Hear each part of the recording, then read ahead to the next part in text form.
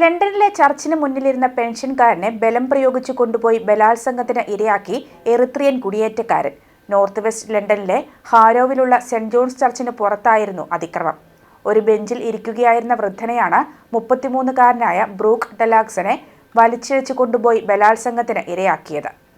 20 മിനിറ്റോളം നീണ്ട അക്രമം മറ്റൊരു കെട്ടിടത്തിൽ നിന്നും ഒരു സ്ത്രീ കണ്ടതോടെയാണ് പോലീസിനെ അറിയിച്ചത്.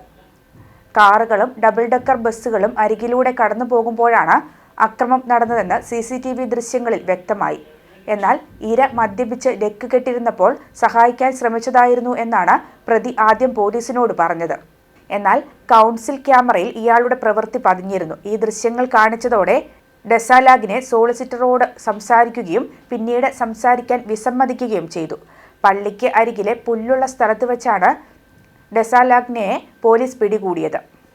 ഇര അപ്പോഴും നിലത്ത് കിടക്കുന്നുണ്ടായിരുന്നു. പെൻഷനറെ ബലാത്സംഗത്തിന് ഇരയാക്കിയതിന് തെളിവില്ലെന്നാണ് പ്രതിഭാഗം വാദിച്ചത്. എന്നാൽ പ്രതി കുറ്റക്കാരനാണെന്ന് കോടതി വിധിച്ചു.